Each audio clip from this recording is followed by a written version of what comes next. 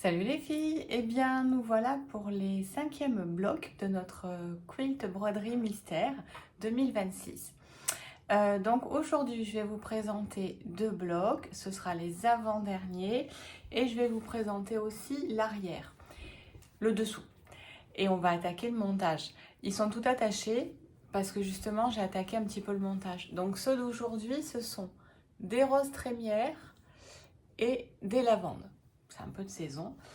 Et on va faire les premiers hexagones et pas pentagones qui vont aller sur le dessous et sur le dessus de la boîte. Après, vous pouvez attaquer l'assemblage comme vous voulez, soit par le dessus, soit par le dessous. Ok? Alors, pour les points de ces 2 blocs-là, il n'y a absolument rien de compliqué. Il y a du point arrière pour les tiges, du point de tige, du point de bouclette, de la roue festonnée, ça vous l'avez déjà vu, et du point de feuille. Donc, pas de vidéo là-dessus. Je vais vous montrer comment assembler les blocs. Donc là, soyez bien vigilante parce que vous regardez bien, on a fait des blocs avec le bas des tiges sur l'horizontale et l'autre le bas des tiges sur une pointe. D'accord? Donc c'est là que c'est très très important. Ensuite, je vous avais fait dessiner 2 hexagones. Donc, j'ai tout simplement marqué broderie mystère 2026. J'ai voulu le mettre sur le dessous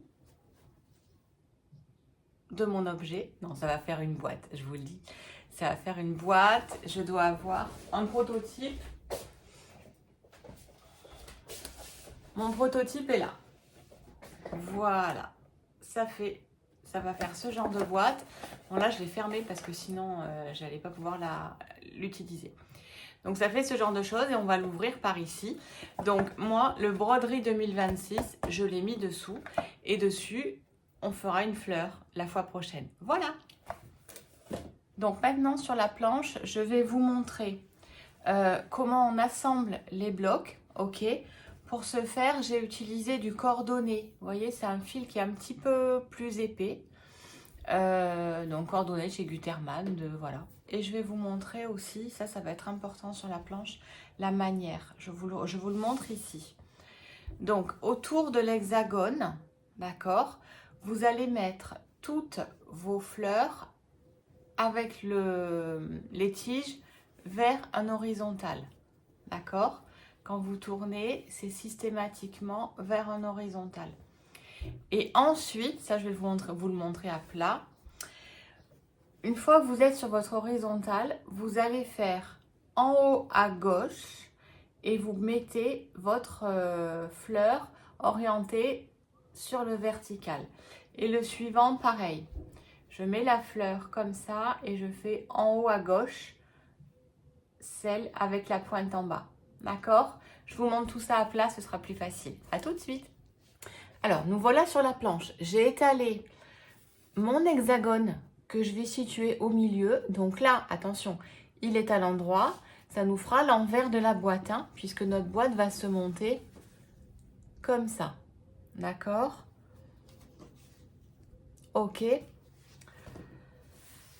Alors, j'ai mis systématiquement autour de mon hexagone tous les pentagones avec un horizontal en bas. Ok? Donc, si vous avez bien fait attention, on a fait nos fleurs systématiquement, une avec un horizontal en bas, une avec une pointe en bas. D'accord?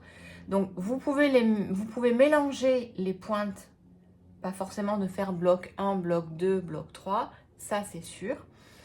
Par contre, ce que je veux absolument, pour que vos fleurs soient droites, il faut faire un bloc horizontal et quand vous êtes devant, c'est sur l'arête de gauche en haut, vous mettez le bloc avec la pointe en bas, d'accord? Et vous allez faire ça systématiquement. Donc moi, je vous conseille de les faire 2 par 2, d'accord? Et vous n'aurez plus qu'à les assembler au bas du bloc. Ça marche? Donc, en ce qui concerne l'assemblage, pour celles qui ont déjà fait des jardins de grand-mère, c'est le même système. Vous voyez, c'est vraiment, on le passe de l'un à l'autre. Mais là, je vais vous montrer. Alors, je vais vous montrer, non pas avec les 2 blocs suivants parce qu'ils ne sont pas encore faits, mais je vais vous montrer en assemblant ces morceaux-là. D'accord?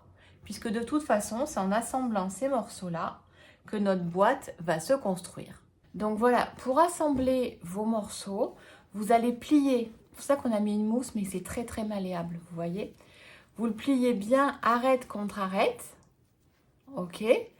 Et ensuite, vous allez faire des points. Alors moi, je vais cacher le premier, comme toujours. Voilà. Et vous allez faire des points, vous voyez, vous prenez bien en face l'un de l'autre. Vous faites comme des petites charnières. Ok. Là, je vais retourner sur mon angle.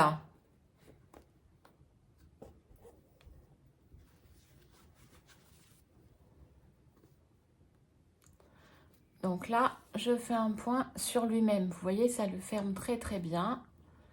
Et avec un dé, ce serait beaucoup plus pratique. Voilà, donc je pars bien de l'angle. Moi, j'ai un petit fil qui dépasse. Voilà. Je vais dessous et je vais faire des petites charnières en fait entre les deux. Vous voyez, comme ça. Ça se voit un tout petit peu. Ensuite, je passe un petit peu en dessous. Je sors. Alors, je sors à un demi-centimètre, hein, pas plus. Puisque ça va quand même tirer dessus. Et je fais un point d'arrêt. Hop, comme une petite charnière. Hop, c'est ce qui va être le plus solide. Donc, je passe un peu plus loin. Et je lui refais une petite charnière. En fait, je prends les 4 épaisseurs de tissu, si vous voyez bien. Ok. Et je passe un petit peu plus loin.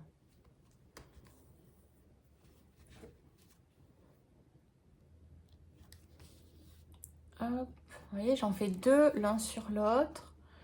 Et je passe un petit peu plus loin.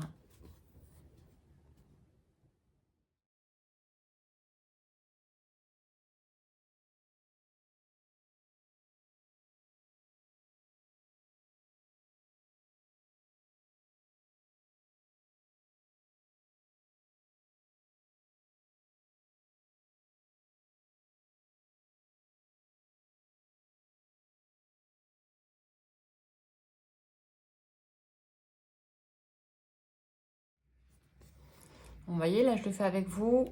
C'est pas très très long. Je pense qu'on doit être à 2-3 minutes. Donc, vos points se voient un tout petit peu, vous voyez. Mais c'est à l'intérieur de la boîte. Donc, c'est pas bien grave. Et là, l'astuce, c'est de prendre les 2 petits angles ici. C'est pour ça que je voulais vous montrer ça et pas vous montrer tout simplement les assemblages là qui sont assez basiques. Donc là, vous allez prendre les 2 angles et attention, je vais prendre celui-là, celui du fond avec. D'accord? Comme ça va me faire une charnière qui tient hyper bien. Hop, et j'ai perdu mon aiguille. J'ai retrouvé mon aiguille. Voilà, donc je fais bien dans l'angle. Je fais bien quelques points les uns sur les autres.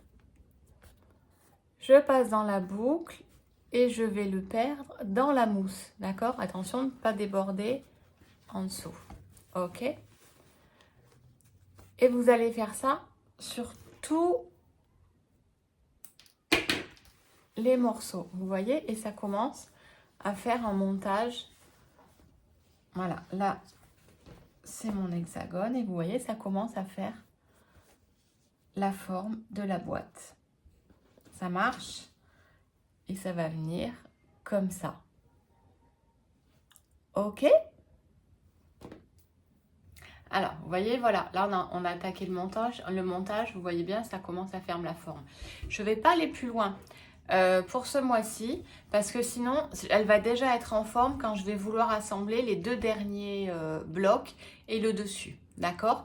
Donc vraiment, contentez-vous de faire la fleur à plat, comme ça. Et ce sera déjà très très bien pour finir l'été. Et on se retrouve donc, alors là je vais vous dire pareil, le 20 septembre parce que je prends une semaine de vacances, début septembre. Donc le temps de le créer, le temps d'assembler, je vous montrerai tout ça le week-end du 20, 21, 22 septembre. Voilà, et bien écoutez, je vous souhaite une belle fin d'été et je vous dis au mois prochain. Régalez-vous, maintenant que vous savez que ça va être une boîte, amusez-vous bien. Ciao, ciao!